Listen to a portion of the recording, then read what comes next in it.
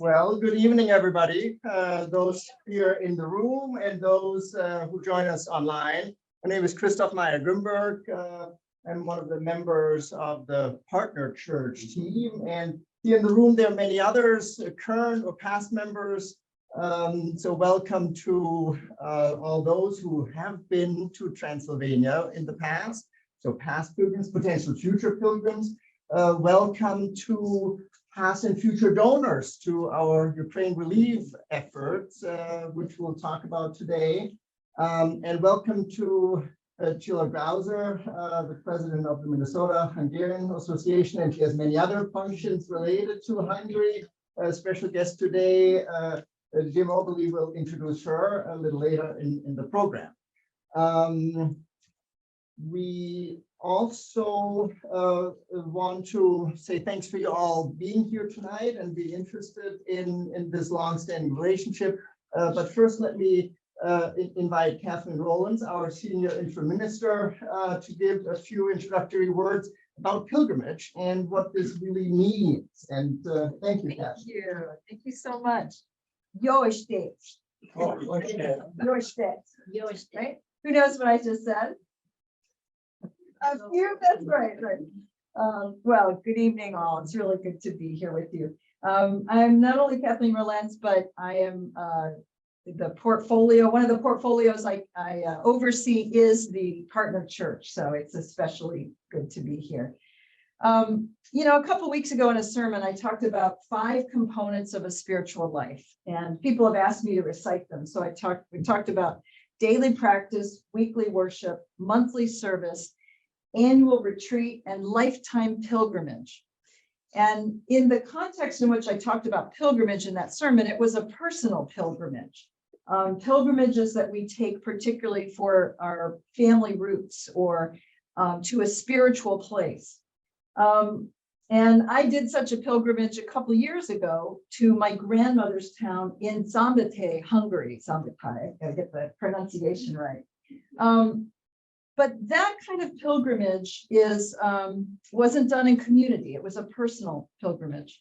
So back when Rob and Jan Eller-Isaacs were called to be your senior ministers, my husband and I were also serving a Unitarian Universalist church that both of us had relationships with partner churches. But it was Rob and Jan that framed this idea of building relationships with partner church as spiritual pilgrimage, as opposed to tourism or spiritual tourism or a personal experience that you wanted to have. And I remember we had many robust conversations about their evolving understanding of pilgrimage as part of a spiritual practice and part of what it means to do pilgrimage in community with one another. And even more than that, pilgrimage as spiritual practice helped members ground themselves in our history, in our tradition, and also build deep and lasting relationships with one another. So to be honest, I mean, there are a lot of churches in Unitarian Universalism that have gone to Transylvania, to Hungary, to their partner churches. But I believe that the idea of spiritual pilgrimage really started here. And I see the strength of that, even during, post-COVID, that the relationships you've built, not only with one another, but with your partner church over the years is quite profound. So what makes a pilgrimage? I mean, you think about walking the Camino, you think of a certain amount of hardship, a certain amount of challenge. And that was, I think, one of the important frames that Rob and Jan brought home, that this is not, you're not going to stay at the Hilton. You might be uncomfortable. You might be feeling awkward. You might be, I don't know the language. I don't know how to relate. There's cultural differences. All of these things as part of the practice of learning how to be a pilgrim. And then what does it mean to bring your own spiritual practice and life to these encounters? I think it's one of the most meaningful aspects of your spiritual life here at Unity that I've encountered. So, COVID really stopped everything, but it didn't end the relationships, because those relationships are continuing and will continue. And perhaps there'll be another pilgrimage soon, right? So I just wanted to say a few words about that. And also I wanted to mention the wonderful slides that you're about to see are beautiful and heartwarming. There's one that might catch you by surprise. It did me, and it was of Rob singing. Because those of you who know Rob, he likes to sing robustly. And there's something about hearing his voice, particularly in that context, that is, I just wanted to give you a heads up that it kind of caught me, gave me a little lump in the throat, because Rob and Jan loved this, loved the practice of pilgrimage, and loved doing it with all of you. So with that, I want to make sure we have plenty of time to get to the program, and then questions and comments and thoughts afterwards. Thank you. Thanks, Kathleen. Yeah, so what you're talking about, and before we get to the program, you are in a room that's full of objects from Transylvania, and those who are online, if you haven't seen it yet, come to Robert's Hall the next time you're at church, look at some of the pictures and get another sort of visual sense of those elements. Is it possible for you to move back and outside, because you're half the presentation slide? Yes, I'll go back a little bit. So with that, what we'll be talking about today is, on the one hand, our partnership church program and what we have done and what we hope to do in the near future, including hopefully another pilgrimage in the summer of 2024. And we'll give you a little bit of an update about our Ukraine relief efforts and the very generous support that Unity has given last spring. And there will be another collection on April 16th, and hopefully seeing how our contributions have gone to very good use will inspire everybody to again be very generous in support.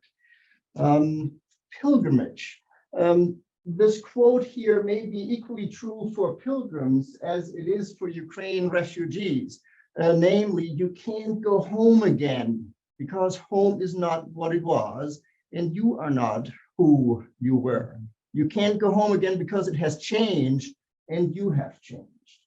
And all of you who have been on a pilgrimage will probably support that notion, how transformative the experience has been. Of course, we've done it on our own volition, and those poor refugees have not, but you cannot go home to the same place because of the experience in between. So what is Unity's partnership program all about? Homerat St. Peter is a tiny village in Transylvania of current-day Romania.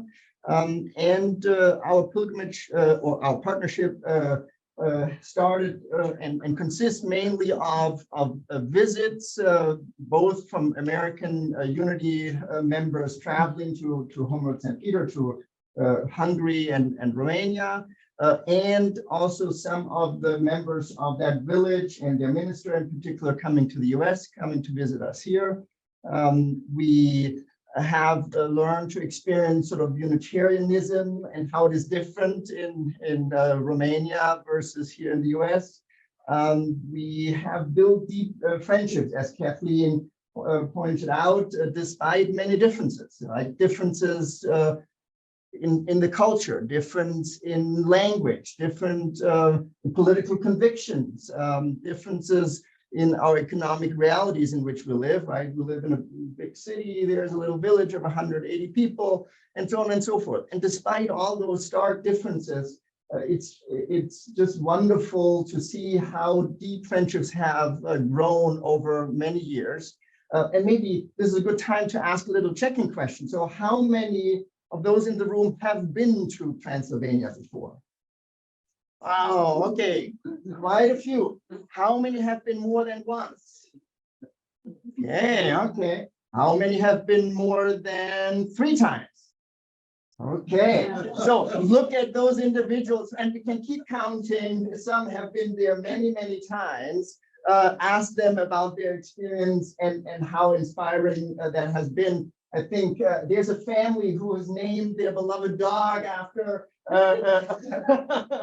someone in the village, right? And so it is really transformative. We have done some support, given financial support, and it's really interesting to see how the relationship has evolved. In the early years, this notion, the helpful Americans are going to Ukraine and to Romania, provide some financial support and help them, was a very strong driver. And there's still room for some of that, but I think the relationship has deepened and become more mutual. And we have come to realize how much we have to gain from the visit, from the friendship, from the relationship. And if we ask our friends in Homer St. Peter, what do you value most? They're not saying that you helped us to fund our school, which we did, but they say your friendship and you coming to visit us and being part of our family. And so that speaks, I think, speaks to the strength of the relationship. Over the years, since 2001, there have been 13 trips, large group trips led by a minister. Sometimes the groups were large, sometimes a little smaller. And so a total of 140 people, members of Unity, have gone to this tiny little village over the years. About 30 have gone multiple times. If you imagine a small village of 170, 180 people living there, how that those numbers sort of compare. It is a journey for those who go on this pilgrimage to learn about yourself, learn about history, Unitarian and European history, learn about your fellow pilgrims, because you spend a lot of time on some bus or in some restaurant or looking at some monument, and you chat and you get to know people that you may have never seen in a church service here at Unity, because we're such a big congregation. So it is really a beautiful way to deepen relationships with fellow Unity members as well. It is sort of another, you benefit from those who have gone before you. When we arrived, so I'll give you an example, we lived in the same family as Hal, freshly lived, who's been there many, many times. And so we were just the beneficiaries of this wonderful friendship that Hal had built over many, many years. And so it sort of all builds on each other and is really quite powerful. Now, some of you may ask, where is this strange place, Ukraine and Romania? So Transylvania is part of now current day Romania. And here, just a reminder how big Ukraine is, right? If that escaped your attention. And Homer St. Peter is on no map that you can actually buy. I bought one when I did a trip recently, and it's so small that that is not on the map. But here you get a little sense where it is. And Kolozsvár is the second biggest city. So you see Budapest in the south, the capital, Bucharest, Bucharest, the capital of Romania. Homer St. Peter is about 250 kilometers away and equal distance to Kolozsvár, which is the second biggest city in Romania, and is sort of the non-official capital of Transylvania. Also very interesting that Homer St. Peter is part of the Hungarian-speaking minority in Romania. And you can see there are many other places in Romania that are Hungarian-speaking, and that is very central to who they are, how they see themselves as a minority. It also challenges us because Hungarian is a very difficult language. And so there are very few, unfortunately, who can speak Hungarian fluently. Jim Overley is one, and With a Minnesota accent. with yeah. Kolosvar, on the previous slide, right? That is the Hungarian name. You may not find that on a map. If you look at nowadays map, it's called Cluj-Napoca. That's the Romanian name. And then there's a German name, Klausenburg, because this region has been populated by the German Saxons centuries ago. And so there's still a remnant of German-speaking portions as well. Well, and what does this all have to do with Unitarianism? Well, 450 years ago, in 1560 thereabouts, 1568, the Edict of Torah is sort of a first big declaration of religious freedom of sorts, in that the then King John Sigismund authorized local communities to freely elect their preachers. So there were Eastern Orthodox, there were Roman Catholics, there were Protestants, including Unitarians, and they were all fighting with each other. And in order to keep the peace, that was one way to have things not escalate. And so villages were able to choose their own religion and their own preacher. And this is heralded as sort of the beginning of Unitarianism, which was driven by the court preacher David Ferencz, who essentially propagated sort of a non-Trinity, anti-Trinitarian approach. So one God, God is one, is sort of the sentence that is central to the religious philosophy, and it's written on most of the churches as well, and lived that way. Today, only 0.3% of Romanians are Unitarian, so they're just as rare as they are in the US, but in a way, it is our brothers, but their form of Unitarianism is quite different from the very liberal way here in the US. And that again makes for very rich conversations when you're there, because our lived experiences are, of course, also quite different. There are many ways to get to the village. The trips typically start in Hungary, Budapest, with a beautiful visit to the large city, some sort of cruise on the river, visiting big sites. But then you quickly sort of get into the countryside with a long bus ride to visit important sites of the Unitarian history and other cities in the Transylvanian plains, and lots of opportunities to have conversations and nice dinner in some country hotel. At some point, you finally arrive in this tiny little village that is located beautifully in the Homrod Valley. And many a pilgrim shed some tears sort of at the top of the hill. When you look down these rolling hills, it reminds people of their upbringing, and this the importance of nature is one of the key experiences that I think many that are the city dwellers have appreciated when going there. The church has always sort of a central role. It's always very visible. Here is one of those Seke gates. You'll see a little example there in the corner. And they are really a symbolic sign to a transition. And many private houses also have a Seke gate in front of them. The church, the oldest parts, are 700 years old. And some of the benches may feel they're quite as old as well. Beautiful, and I told you tradition is quite traditional. Still today, men and women enter the church through two different doors. Wow, you come there and you say, oh, we're a very liberal church, and here there's still such strict rules. Also, the women are still in the guidance to how we should stay with the family. They don't expect to just go and wash their dishes. They may find that objectionable of not doing their job well if you offer them help. So you better have a good conversation about it, whether that's appropriate. So there's lots of cultural learning to do. and that sort of there seems to be a little holy beam of light going on one of the kids' heads. It's just a side effect.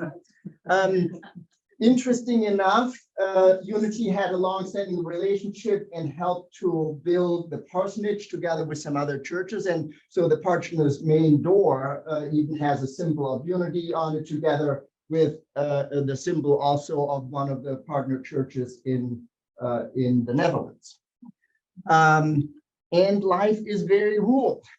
So here you see not only a dirt road, but also the cows going out to the field in the morning. People standing there, all Americans being super excited. The cows are coming, the cows are coming. But it is sort of part of the daily routine. Yes, and they come home, they know exactly where to go. And the reality is such that you see on the same road the modern BMW driving, as well as the horse-drawn carriage, which is part of daily life, which spans sort of many decades. We visitors, of course, particularly love the experience of food. Here are some examples of meals cooked out at a picnic up on the mountaintop, built there, right there, freshly slaughtered lamb, making some goulash.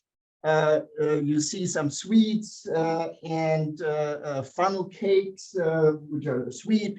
Here you see homemade bread still baked once a week in a communal oven and then distributed or bought and sold among the villagers. There's a tiny store that has some basics, but this is sort of a holding on to tradition. Other examples, of course, or impressions are just the joy of being together, wonderful hosts who do the cooking for us, pilgrims sort of lounging and chatting, and the picture on the right, the lady in the red, Eva Kellerman, has been our trusted guide and translator, who's doing the tour guide, helping us understand the culture and being sort of able also to translate between English and both Romanian and Hungarian. And her daughter served as one of the translators. And so they always have a group of individuals, of visitors staying with the family, and then someone who can actually do the translation to help guests and hosts to understand each other. And here you see sort of a scene sort of out in nature, and then communal meals is a central experience. The one on the right is sort of a beautiful meal at the end of the stay in the village, where a big table is set in the churchyard, and everybody's having a good time. And among that is also some singing.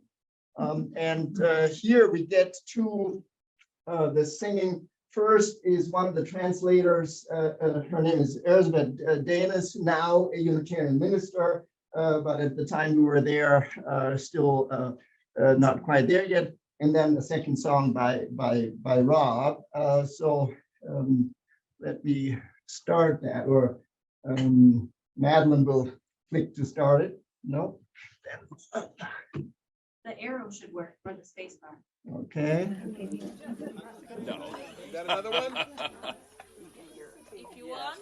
We want. We want. Yeah. We want. No, we don't want. We're just bringing it up. We do want. Please, just one more. Okay.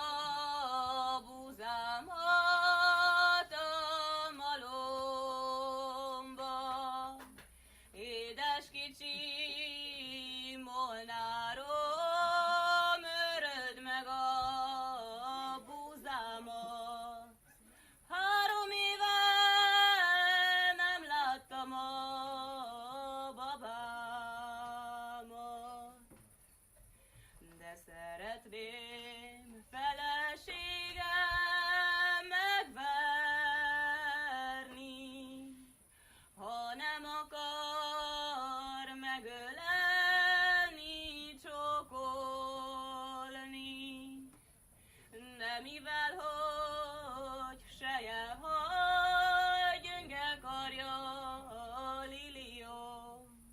Úgy megölel, hogy megverni nem tudom.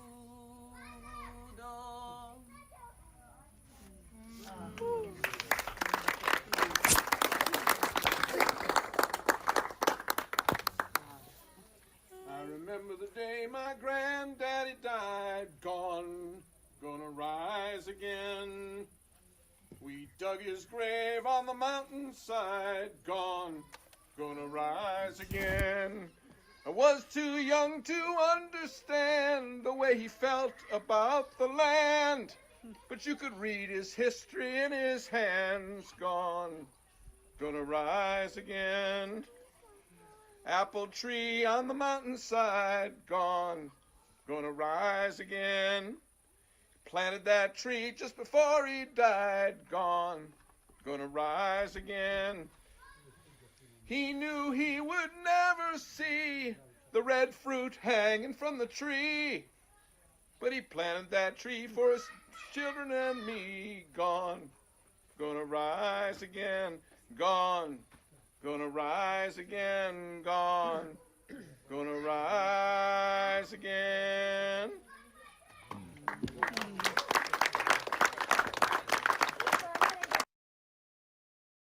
Yes.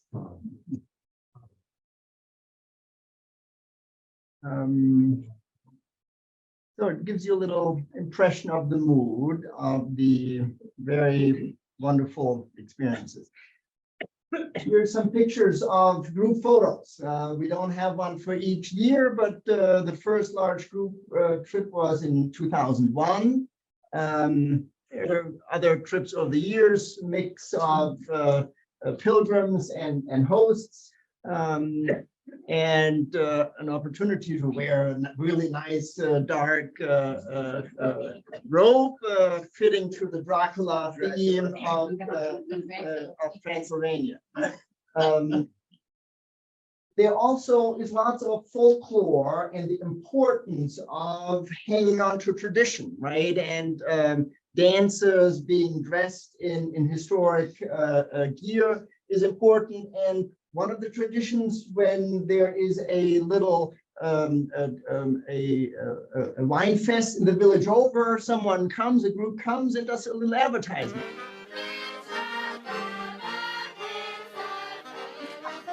With Palinka, a little snap, to motivate to go.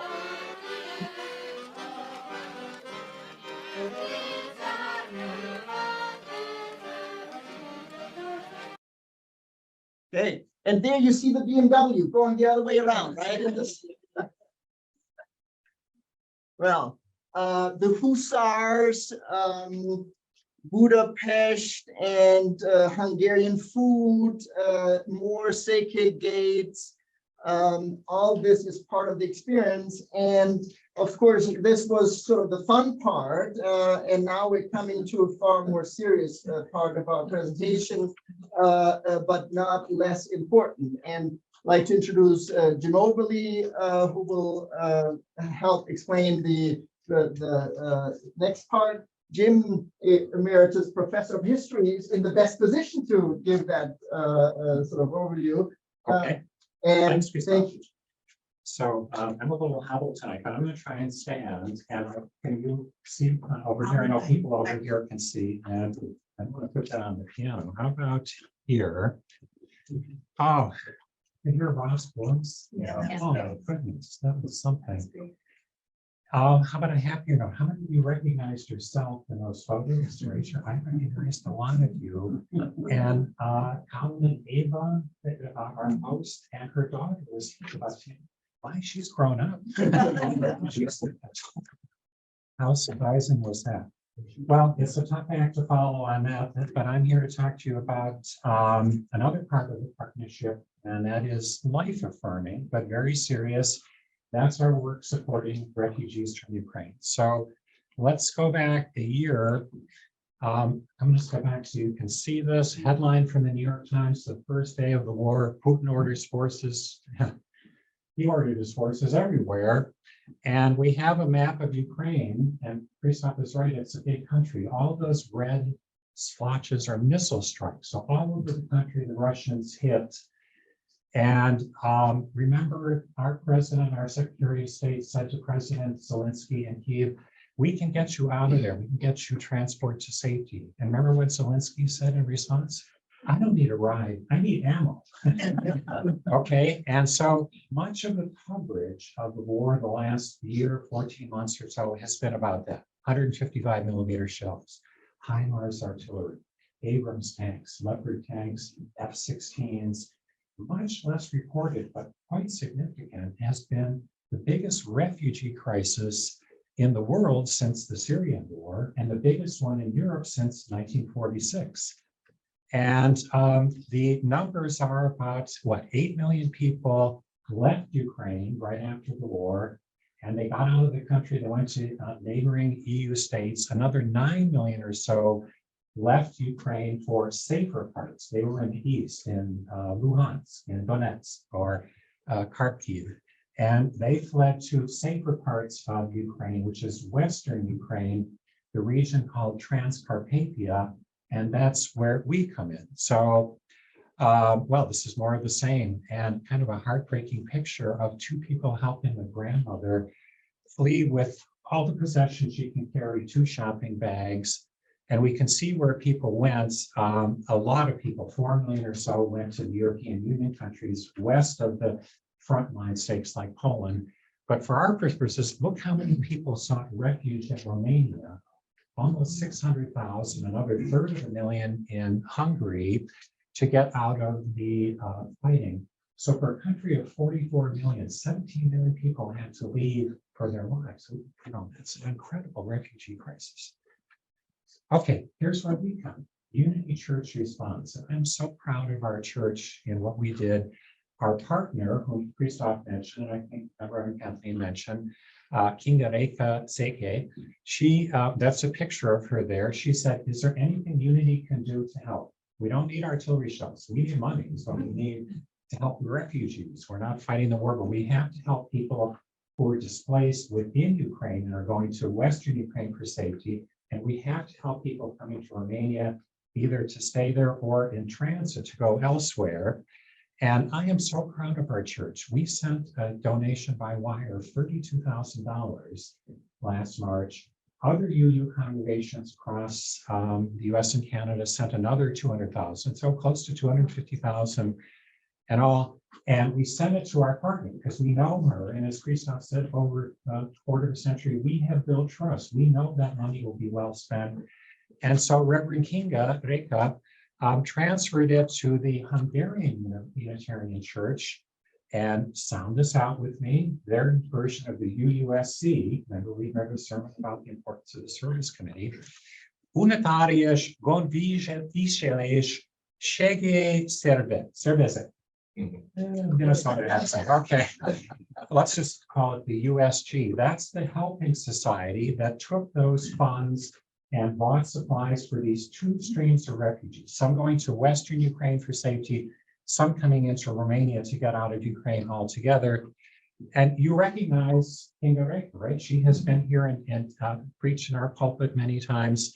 Look where she is on the border. There are signs, can you see that? Oh, yeah. There are signs in the Roman alphabet, Latin alphabet, and in Ukrainian. And these are the Ukrainian ones and the Roman Latin one are old, important Hungarian cities. Beragova is Beregszaz, written right. Mukachevo, Munkac, Uzgorod is Umbar. These were important Hungarian cities back in the dual monarchy days, and they still have substantial Hungarian speaking memories. But I love that picture of Reverend Kinga on the border there. Okay, I mentioned this place in the western part of Ukraine, Transcarpathia, that's what we would call it. And I'm impressed by this. The churches got in both Romania and in Ukraine there, got together and said we should cooperate on this. And so there's Unitarians, There's Lutherans, there's Calvinists, and they still okay, Reformed Church. And here's the leaders. One of them, a couple of them have the collar, and they're kind of old-fashioned, but they got together saying this refugee crisis is bigger than any one church, and we should come together with funds and how we can help. So in this country, Reverend Kathy, we don't have a bishop of the Unitarian Church, do we? They do. In Hungary, Transylvania, the bishop is in Kolozsvár, but that's the kind of bishop I want, someone who loads a truck with supplies. And there is Bishop Istvan Kovács out there loading the truck. And it is impressive what they have done. They have made 14 separate trips to Ukraine. They have crossed over the border. And what they were bringing were the non-perishables, cots, sleeping bags, blankets, food, diapers, and especially recently, portable generators. Why does Ukraine need portable generators? Because the Russians are striking at the electrical power infrastructure to break that country. It's something we can do. You know, generators are not cheap. You can get them in France or Germany for about 4,000 euros or so. So our money help buy generators so people aren't going to be in the dark. Reverend Kinga Rick again. She has made trips to Erexaz right on the border there. I think there have been 7 trips made, and you can see highlighted. Kinga is actually quite useful right now. She is in Homer Road, St. Peter. The bishop is in Kolozsvár, and the Transcarpathian refugees are in Erexaz in Berehova. And so there she is, our partner, loading up the van to take supplies to Western Ukraine. We also, our money has helped to support trips to Odessa, a place that many of us probably heard of. That's Ukraine's biggest port on the Black Sea. That's dangerous, okay? I don't think the Russians are shooting missiles at Berehova, but they are at Odessa. There was a missile strike there 3 weeks ago, and they're shooting, and they're not very well controlled. They say they're going after military targets, and they wind up hitting a hospital or an apartment building. So this is dangerous work.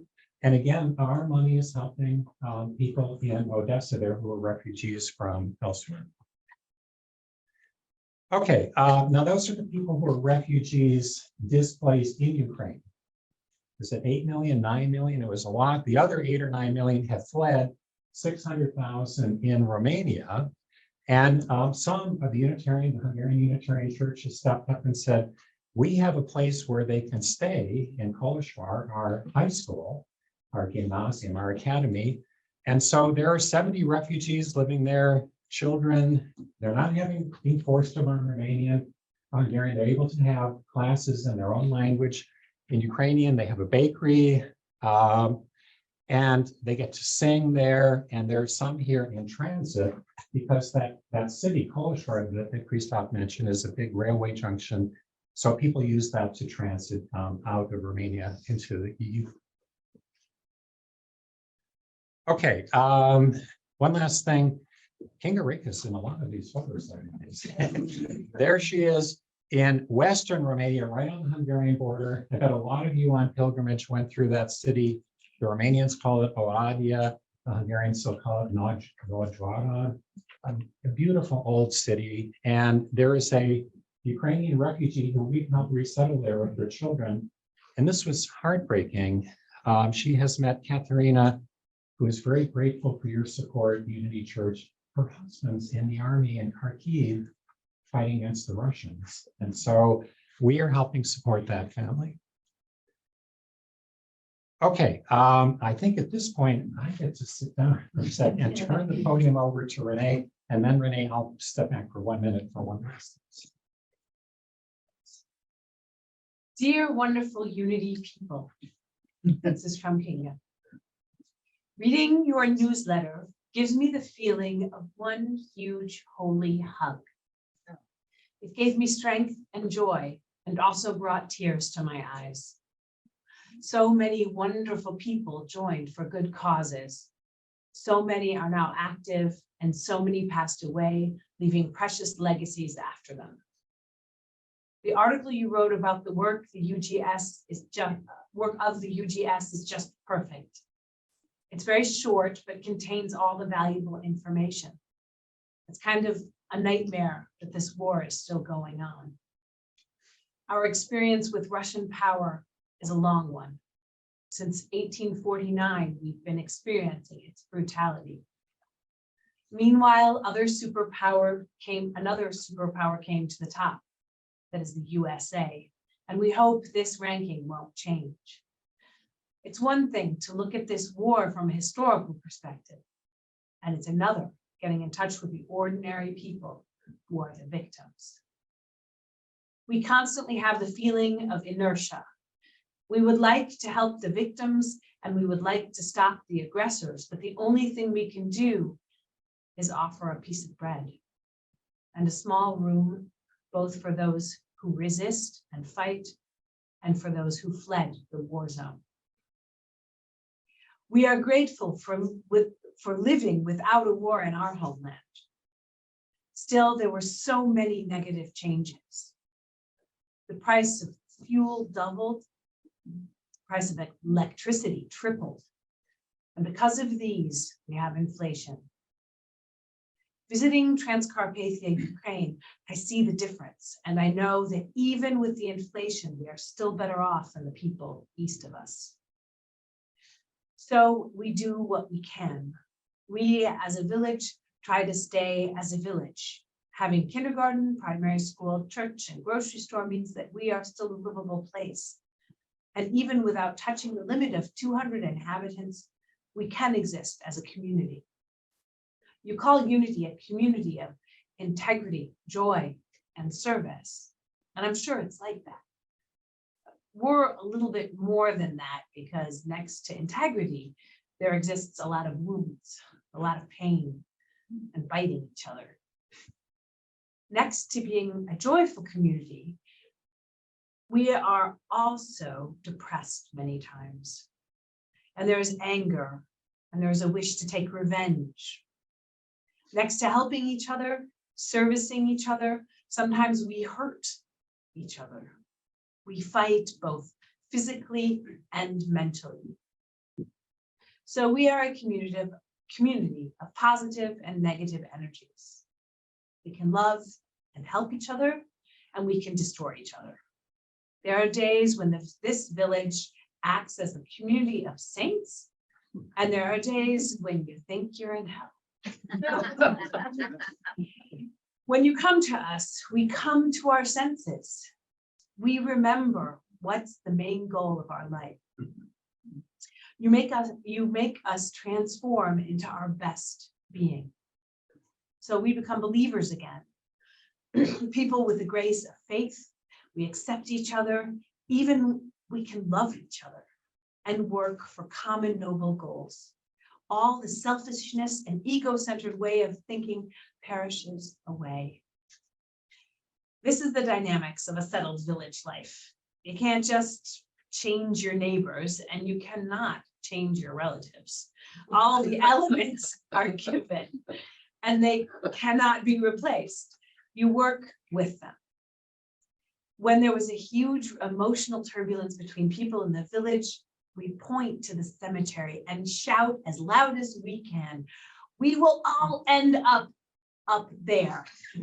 So use your time gently. Cause as little suffering as you can. Sometimes we believe in God and accept the gospel, and sometimes we don't. I plan to go to Ukraine this spring. I'd like to take some of the villagers with me, but we have to wait. It's not safe. When our friends from Berhove say we can go, then we will. In March, I plan to go to Oradea Najivad to visit Katerina Ilienva and her daughter. I will send you pictures. I attached a photo to this message of Vladimir, his wife Yulia, and 3 kids. I invited them to join our choir reunion last April. 12 of them came.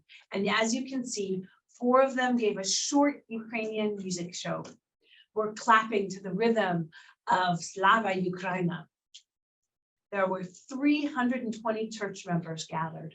Wow. Unforgettable. It's twice the population of We wish you wonderful springtime, and we are grateful for all the assistance you offer. May you prosper and hold up the flame of progressive life. Best wishes. God bless you. Liebe Grüße und ich den Adjunkt. King of Reika, the village. Wow. Thank you, Renee. That's beautifully written. Okay, so it's my pleasure now to welcome a guest in the audience who's comes to Unity quite a bit. She was just here Saturday night, presiding over the Minnesota Hungarian Center. Sheila Grauser, she is the honorary consul general of Hungary to Minnesota. So that's a significant responsibility. And for our purposes tonight, she is the director of Twin Cities We Care, which provides refugee support. So Sheila, would you come for a few minutes and talk to us?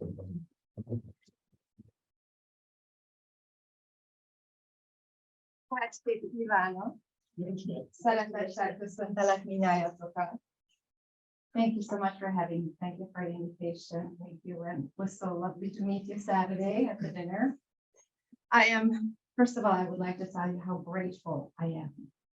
I'm grateful that 40 years ago, in the first week that I arrived in this country, I met Olga Zoltai. And from there on, this church has been a home to Minnesota Hungarians. It's been a wonderful partnership that we're so grateful for. And I'm very grateful what you do to the people in Humoros-Szentendre. I think they really, really appreciate it. And we're very, very grateful to you. So I would be happy to talk to you a little bit about this program. I set up a nonprofit in 2016 called Creative Cultural Exchange. And it was basically a nonprofit that was designed to kind of have a bridge between cultures, cultural events between Hungary, Transylvania, Minnesota. And we did film festivals, we did a lot of cultural events, we sponsored people to come here for performances.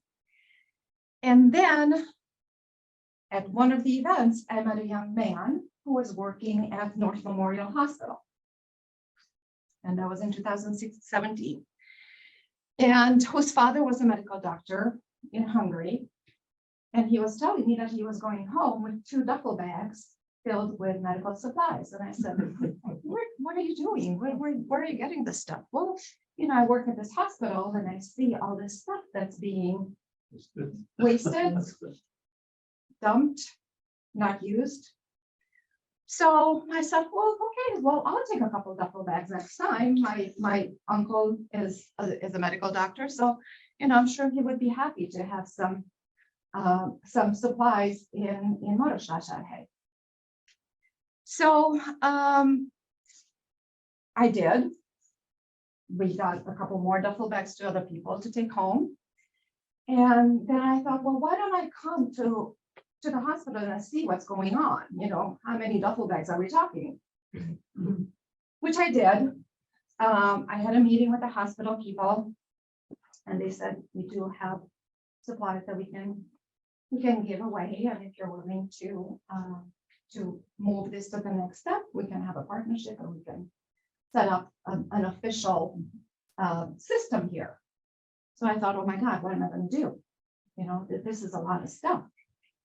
So you do what every Hungarian does, pulls out the chicken paprikash, with bokeh and cucumber salad trick, and you invite your friends to your house and have a fundraiser to raise funds for a container.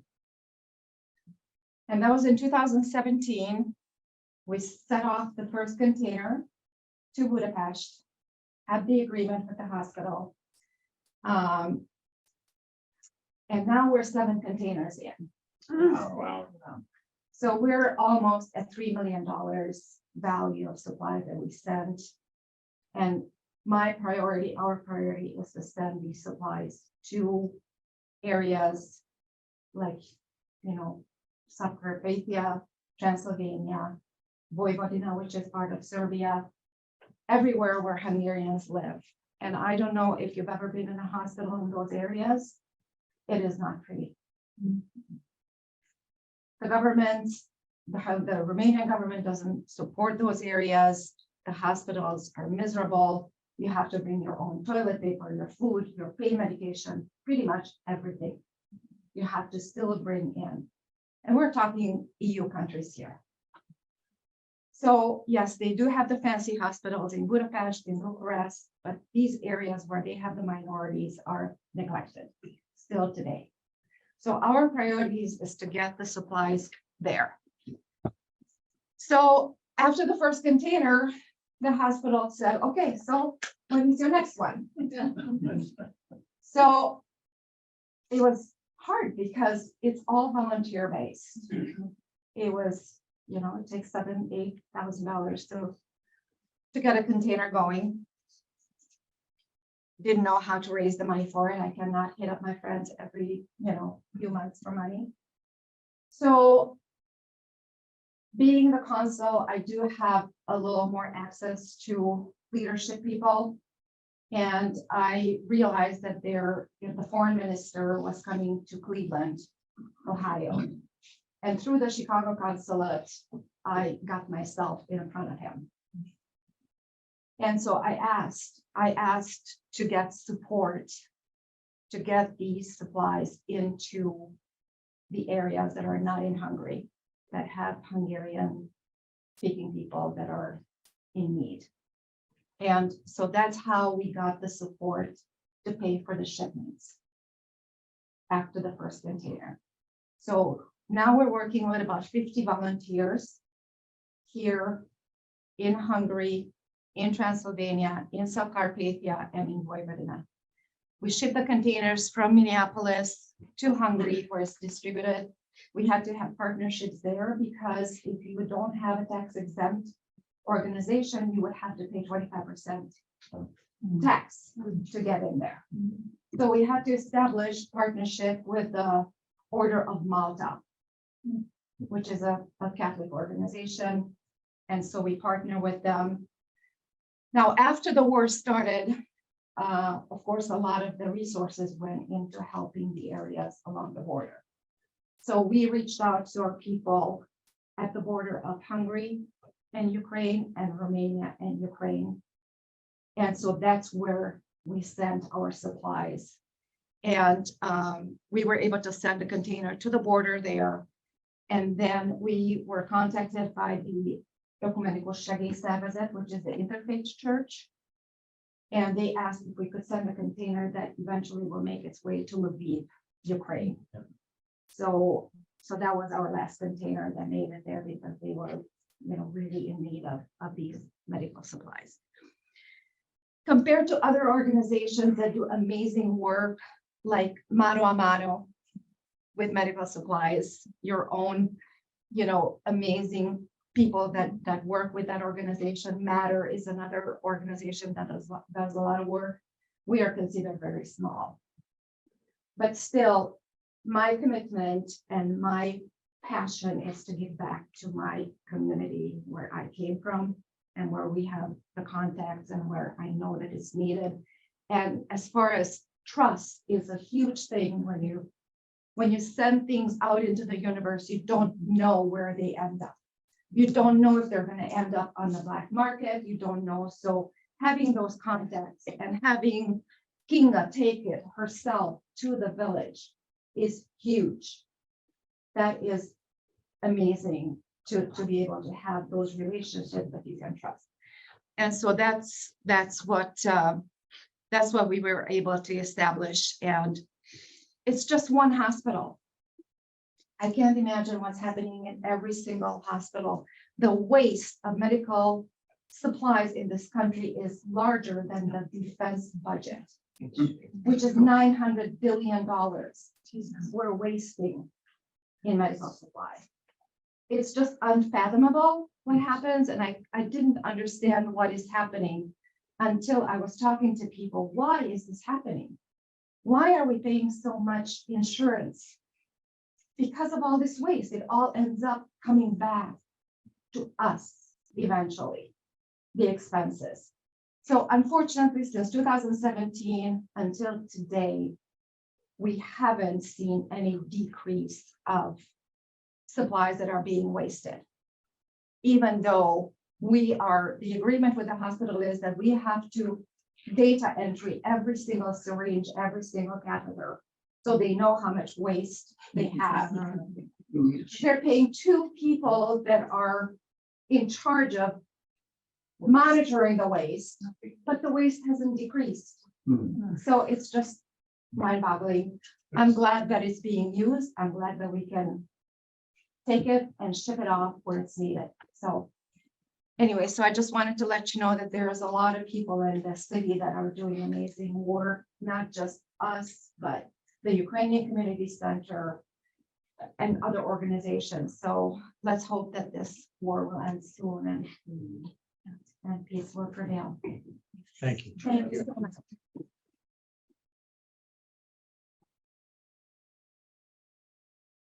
So I have just one more slide to show you, remind you about April 16th. And the theme for this month at Unity, you know, is sacrifice.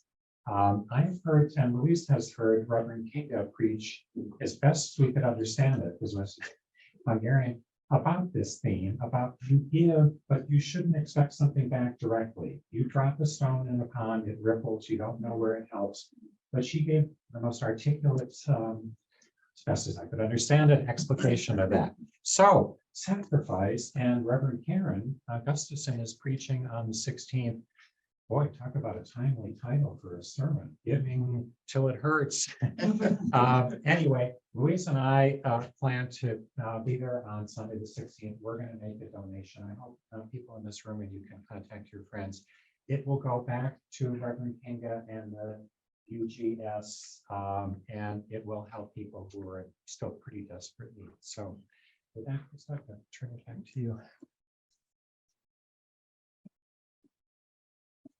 Yeah, so to wrap things up, what's next? Well, we plan another pilgrimage in the summer of 2024. There's a little sign-up sheet in the back of the room, and after we're done here in a minute, please linger, ask questions, look at the objects, and as I said, there's a sign-up sheet.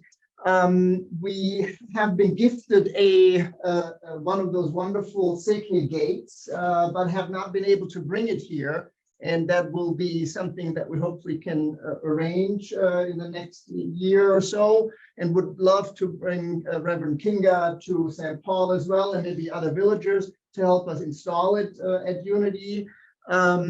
We will continue to offer financial support to the village. We've done so last summer, which helped them to defend the existence of their village school by us offering some financial assistance for the after-school program and having some language classes that their standard Romanian school does not offer. So look out for some requests for financial support later in the summer. But most importantly, as Jim just pointed out, we hope all of you will contribute as generously as you can to another round of Ukraine relief, which we are so glad we know will be channeled in the right way. And I'll give you just one last anecdote. So we transferred this money, and then Kinga called me and said, Christoph, I have a problem. We have identified this great need, but I can't give you a receipt. Here's the problem. The meat supply has dried up, and so people can't buy the protein, but we could go into the local villages in Ukraine and buy local feedstock and then have it slaughtered there, and that would provide but we would have to pay these farmers in cash. Is that okay? and we said, yes, of course it's okay.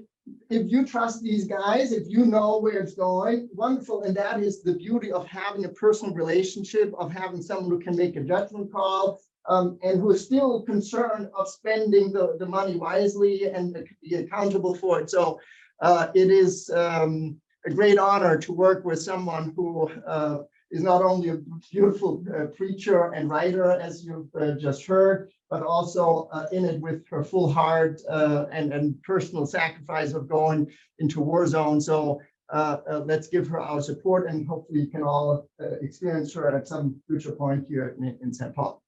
With that, we are at the end of our program, and would like to open up to questions, comments, storytelling. Many of you have been to Transylvania, to Hungary, to Romania.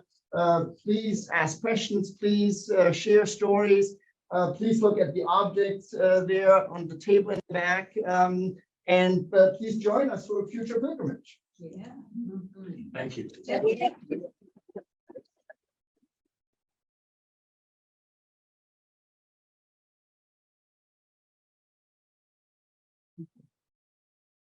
Yes, and welcome to all those online. If you have any questions, I'm sure Madeline can help with getting those out into the group. So I'm pretty sure that they could unmute themselves. and Okay. We could hear them. Okay. Not all at once. Not all at once, one person, if there is a question. Or the chat is fine too. I'll turn it on. Anything to add of those who have been to Transylvania in the past? Yeah. I think you did a beautiful job of describing the experience. Thank you. Yeah. Tom has been twice in the same family we stayed at. I was just fortunate enough to be there with Hal. Yeah. So it was great. Yeah. I was curious, you're talking about all the medical waste. Is it because it's beyond its expiration date? What's driving all of that waste? Why is it being? Many reasons, and that was my question, you know, why, because there is probably 30% of it is expired, but 70% isn't. So many reasons. There's kits sometimes that they use in surgeries and things. And there's one item, that they put an expiration date that's sooner than the rest of them, which makes the whole kit obsolete at one point. So that's that's one of the reasons. Another reason is that they prepare for, let's say, a surgery or procedure in the operating room. Somebody gets sick, patient dies, doctor gets sick, it doesn't happen. Instead of putting the things back on the shelf, they say it's going to cost them 30% to put the items back on the shelf. They just pull the whole thing, wrap it up, dump it. Or, there's a superstar department head that comes in that doesn't like the red catheter, he wants the blue catheter, and they have 2,000 blue catheters, But so it's just so many silly reasons that for me, coming from Romania, where you never throw anything away, to have these reasons is just mind-boggling. Yes. And the tractor from 1948 is still in operation, right? And some local mechanic still keeps it going. So there's so many reasons that it's just absurd what they do. $900 billion a year. Some of us work with mano a mano. We have experience because we sort medical supplies at mano a mano. I've seen tongue presses with expiration dates on them. And some of those expiration dates are just absolutely absurd. And then just think about all the crutches and wheelchairs that people use when they're elderly or when they have accidents. Those all get sent to the dump. They don't get recycled. They don't get reused here. And then whenever some doctor's office is remodeling and they have dental chairs or that can be, they can still be used, but they're just remodeling, so they'll get thrown away unless someplace comes and picks it up and sends it somewhere where it can be reused. That's just an example. Karen, you must have some lots of work. Here's one question. It's not a question. Or a comment. It's a comment that relates to Sila's explanation of how poor the hospitals are in some of these other Hungarian speaking areas. So the host that you all shared, the father of this young family, cut off his finger. And they went to the hospital, but because he didn't have the money to pay a bribe, they made him wait. And here, and actually there too, they could have just reattached the end of his finger and he would have had the use of it. But he didn't have bribe money. And so after 3 hours or whatever long the wait was, and Hal was visiting at about that time. So, Probably as long after, as long before that, moves over. Yeah. Yeah, Joel. Yeah, Joel. Joel. Joel. Joel. Yeah, that was a couple of years before. That was about 2006. gotcha. Yeah. But I mean, that wouldn't happen here. Like, not usually. And it's this discrepancy. If you go to Kohlschwar, you see the most beautiful, modern, bustling capital or very vibrant university city. It looks like any other grand European city. And then as soon as you drive 10 kilometers out of the center, you feel you're 100 years back, right? And you see single villages with houses on one row of houses next to the street, and that's it. And you get sort of the big truck and the BMW and the horse cart all sharing the same road. And it's sort of this fascinating mix of very small, very poor, very simple villages with very modern, very impressive, and of course, rich of culture cities, all in very close vicinity. Kathleen. Yeah, I was just, I'm gonna switch from the. Kathleen, do you want to come a little close because we have a microphone there that the people online. It's a question, really. I've been a partner church with another congregation, and so my question is really, in my experience with that congregation, there were certain milestones throughout the year that we would connect. Like, for example, for them, Pentecost was really huge. So there was a push to have our congregations be in touch and communicate with one another. Pentecost, in fact, one year we actually zoomed them into our worship service from the village. It was kind of amazing. So do you have those kind of milestone connections with the Home Around St. Peter? Certain times of year where you make a particular kind of outreach?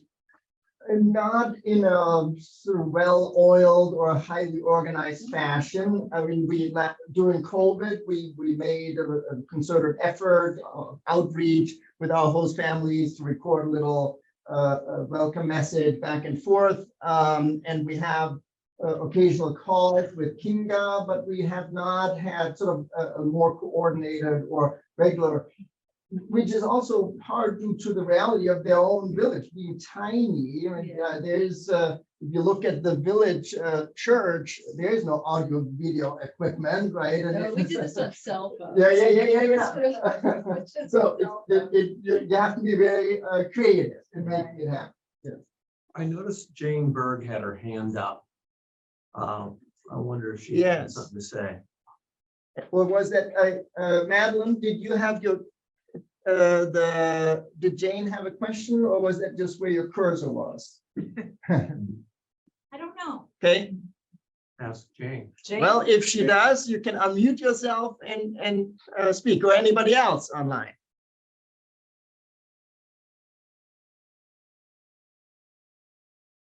Okay. Jane is staying anonymous. Yeah. Any other questions or comments from the group? I just had a comment. One dimension of the partnership is the strong ties around agriculture. And Gary D. Kramer, when we were there, was honored. He was a member of this church for many years, a farm boy from southwestern Minnesota. I believe we helped buy a tractor for them way back. And one of the great experiences for me was how far ahead they are of us on local food. And I mean, it is the kind of ideal that many Americans wish they could live. Yeah. Everything is farm fresh. Yeah. And it's just a great experience. Very true. Yeah. Well, yeah. Well, go ahead. No. Well, I just have one other thing to say about Kinga and why helping her, at least for me personally, has been really important. She's more than just a minister and a refugee support person. She is brilliant. And she and a couple of other people we're trying to hold this village together. Right. And, and so they did some, what do we need to keep a village going? We need a church. Well, we got a church. We got a 900-year-old church. They need a grocery store. Okay, we'll start one. We need a pub. Okay, we'll start one. And so they did, it's a little tiny grocery store and a little tiny pub, but they got them. And I mean, they've been very proactive about what it is they need to meet the needs of the people who are in the village to have them stay. And then the other one, there's a photo that went by that I just want to comment on its importance. It's a picture of babies and toddlers. And they were trying to grow the population. So keeping the school open is critical to have young families stay and move there. And then just increasing their population, that may seem like a few babies. I think there were 6 infants and toddlers in that picture. But that was like in 1 4-year span. So, I mean, The kids are coming back and the babies or people are staying and that. Yeah, it's pretty. Yeah. And while other village schools are closing in sort of the larger municipality, Homeward St. Peter has managed to offer things that other schools were not offering. And so other small neighborhood villages have been sending their kids to Homeward St. Peter, which has given them sort of the negotiation power to fight the mayor and the school principal who tried to shut down even more churches, and by saying, more schools, and by saying we have an after-school program, we offer Romanian language instruction in addition to Hungarian, we even have English instructions, we have some folk dance, we have food and lunch. All that helped to rally not only the parents, but also parents from neighboring villages. And so we were very glad to help support that financially, because it's so vital to the life of the village. Okay, I think maybe we have time to mingle, of course, but unless there are other questions or comments, we probably are at the end of the program. Yeah.